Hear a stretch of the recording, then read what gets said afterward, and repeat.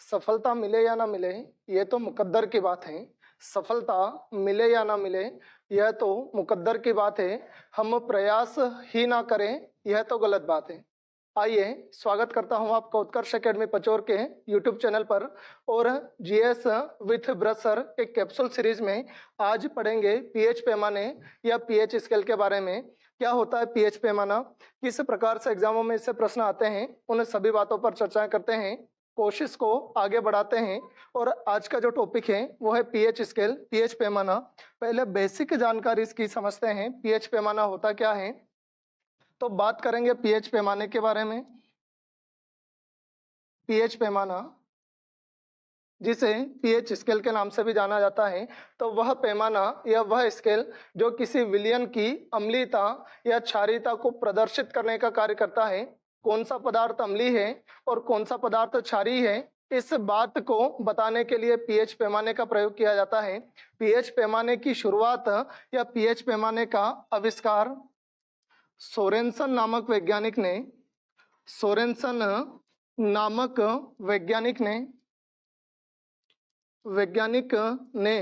1909 में किया था। ये बात आप ध्यान रखना। पीएच पैमाना, पीएच स्केल का जो आविष्कार है वो सोरेनसन नामक वैज्ञानिक ने 1909 में किया था। पीएच पैमाना अर्थात वह पैमाना या वह स्केल जो किसी विलयन के पीएच मान को बताता है कि कौन सा विलयन अम्लीय है या कौन सा विलयन क्षारीय है, उसमें प्रयोग किया जाता है पीएच पैमाना।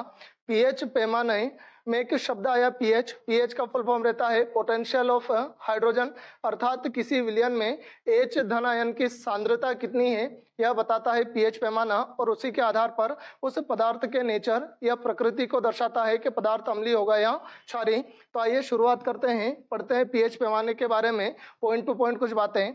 जैसे पीएच स्केल किसी विलयन की अम्लीयता या क्षारीयता, एसिडिटी या बेस को व्यक्त करने के लिए, प्रदर्शित करने के लिए पीएच मापदंड का प्रयोग किया जाता है। पहली बात, अर्थात किसी पदार्थ की अम्लीयता या क्षारीयता को मापने के लिए पीएच पैमाना, पीएच स्केल का प्रयोग किया जाता है।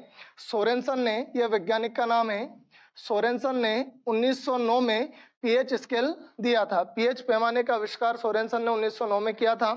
पी का मतलब होता है पोटेंशियल, H का मतलब होता है हाइड्रोजन, अर्थात पोटेंशियल ऑफ हाइड्रोजन, हाइड्रोजन की सांद्रता व्यक्त करने के लिए पीएच पैमाने का प्रयोग किया जाता है। और पीएच का मान जो होता है minus log H plus. H plus मतलब हाइड्रोजन का सांद्रण, H धन आयन की यहाँ पर बात होती है, अर्थात किसी विलयन में हाइड्रोजन आयनों के सांद्रण के व्युत्क्रम, रिवर्स की बात हो रही है। किसी विलयन में हाइड्रोजन आयनों के सांद्रण के व्युत्क्रम के लघुगणक को उस विलयन का पीएच कहा जाता है। पीएच की वैल्यू ध्यान रखना, पीएच बराबर माइनस log H धन आयन। जिस विलयन का पीएच मान 7 से ज्यादा हो वह क्षारीय होता है और जिस पदार्थ का पीएच मान 7 से कम हो वह अम्लीय होता है, तथा जिस पदार्थ का पीएच मान 7 रहता है उसकी प्रकृति उदासीन रहती है। यहाँ पर दिया है किसी विलयन का पीएच मान 7 से कम हो तो वह विलयन अम्लीय होता है, और जिस पदार्थ का पीएच मान या जिस विलयन का पीएच मान 7 से अधिक हो वह विलयन क्षारीय प्रकृति का होता है, और जिसका पीएच मान 7 हो वह उदासीन प्रकृति का होता है। अब कुछ सामान्य पदार्थों का पीएच मान, यहाँ ध्यान रखना बात को, जैसे जैसे पीएच मान कम होता है वैसे वैसे अम्लीयता बढ़ती है, और जैसे जैसे पीएच मान ज़्यादा होता है वैसे वैसे क्षारीयता बढ़ती है। जिसका पीएच मान जितना कम होगा वह पदार्थ उतना ही ज़्यादा अम्लीय होगा, और जिस पदार्थ का पीएच मान जितना ज़्यादा होता है वह पदार्थ उतना ही क्षारीय होता है। अर्थात पीएच मान घटने पर अम्लीयता बढ़ती है और पीएच मान बढ़ने पर अम्लीयता कम होगी तथा क्षारीयता बढ़ती है। इस बात को आप ध्यान रखना। कुछ सामान्य पदार्थों का पीएच मान यहाँ पर दिया गया है जहाँ से एग्जामों में खूब प्रश्न आते हैं। जैसे समुद्री जल, तो समुद्री जल का पीएच मान है 8.4, रक्त का पीएच मान 7.4, रक्त का पीएच मान 7.4। इसका नेचर, इसकी प्रकृति पूछी जाती है तो रक्त हल्का क्षारीय है, रक्त हल्का क्षारीय रहता है। इस बात को ध्यान रखना, रक्त जो है वो हल्का क्षारीय रहेगा जिसका पीएच मान रहेगा 7.4। लार का पीएच मान रहता है 6.5, अर्थात लार जो है वो हल्का अम्लीय होता है, हल्का अम्लीय होता है। दूध का पीएच मान 6.4, मूत्र का पीएच मान 6, शराब का पीएच मान 2.8, सिरका का पीएच मान 2.4 और नींबू का पीएच मान 2.2 होता है। अर्थात सबसे प्रबल अम्ली जो रहेगा, सबसे प्रबल अम्लीय पदार्थ इन्हें दिए गए सभी में नींबू है, क्योंकि नींबू का पीएच मान सबसे कम है 2.2 और मैंने आपको बताया कि जिसका पीएच मान कम होता है वह पदार्थ उतना ही ज़्यादा अम्लीय होगा। अर्थात मूत्र, शराब, सिरका, नींबू में सबसे ज़्यादा जो प्रबल अम्लीय है वो रहेगा नींबू, क्योंकि इसका पीएच मान क्या है 2.2 सबसे कम।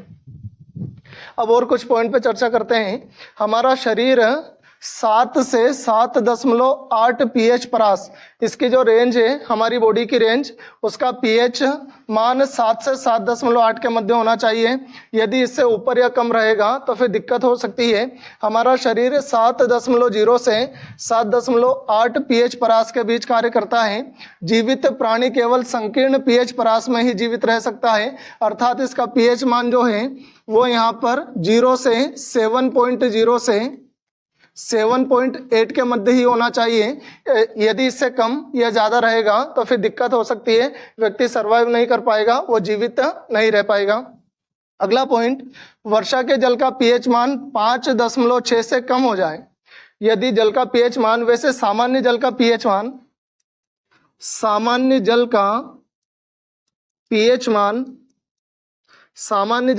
मान 7 होता है। अर्थात जल की जो प्रकृति है, जल की प्रकृति उदासीन होती है, क्योंकि जल का पीएच मान 7 होता है। लेकिन अशुद्धियों के कारण जल का पीएच मान 7 से घटकर कम हो जाए और यदि 5.6 से भी कम हो जाता है तो वह अम्लीय वर्षा कहलाती है। पीएच मान वो 5.5 से अधिक कम हो जाए तो फिर दांतों का क्षय प्रारंभ हो जाता है, दांत पीले पड़ने लगते हैं, दांत खराब होने लगते हैं। दांतों का इनेमल जो सबसे कठोर भाग होता है, दांतों का इनेमल कैल्शियम फास्फेट का बना होता है, जो शरीर का सबसे कठोर पदार्थ है। यह जल में नहीं घुलता, लेकिन मुंह का पीएच मान यदि 5.5 से कम हो जाए तो वह जो इनेमल है वो खराब होने लगता है, वह संचारित हो जाता है, पीला पड़ने लगता है। इस बात को आप ध्यान रखना। यह था पीएच मान से रिलेटिव टॉपिक, जिससे एग्जामों में खूब सारे प्रश्न आते हैं। यदि आपको टॉपिक अच्छा लगा तो इसे लाइक करें, शेयर करें और सब्सक्राइब करें उत्कर्ष एकेडमी पचोर के यूट्यूब चैनल के जीके विद ब्रज सर की कैप्सूल सीरीज को।